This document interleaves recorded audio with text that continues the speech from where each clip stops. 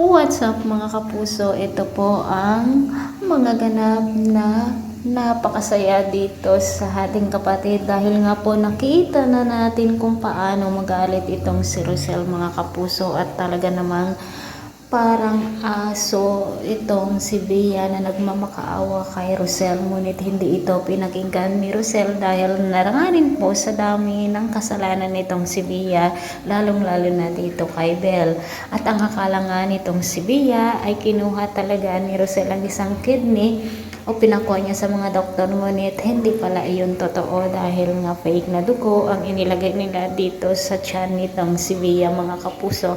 At sobrang galit na galit itong si Bea at sinabi nga niya na pagbabayaran daw ni Rosel ni Rosel ang ginawa niya dito at talaga namang nakakaway-kaway sa mga natatawa dyan habang nanonood. At karma na nga po talaga ito ni Bea mga kapuso. Hanggang ngayon ay hindi pa nga nila alam kung sino nga bang pumatay dito kay Darius at sana nga malaman na nila na sina Melania at Bea nga ang may kagagawan nito bago pa mahuli ang lahat dahil nga baka mamaya ay makapaghiganti na naman ang dalawa at kung ano na naman ang gawin nila dito sa magkakambal.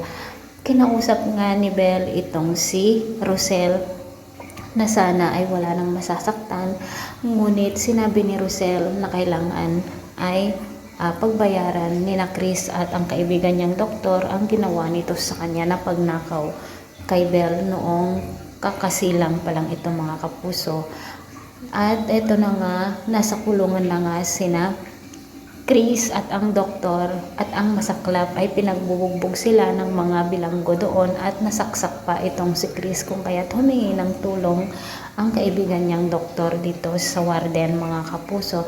Samantala sa pag-uusap naman ni Jacinta at Rosel, sinabi nga ni Jacinta na ilabas lamang ni Rosel ang kanyang galit, ngunit sana ay hindi niya ito pagsisihan sa huli. Sana Rosel mapatawad mo na itong si Chris para sa ganun ay hindi na siya magdusa dahil siya pa rin ang ama ng iyong mga anak at ito na lang sana ang isipin mo para sa mga anak mo. At ano pa kaya ang paghihiganti ang gagawin ni Rosel para dito kila Melania at Bea mga kapuso.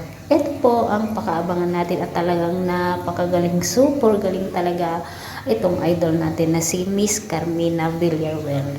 Maraming salamat sa walang sawang pagsubaybay. God bless.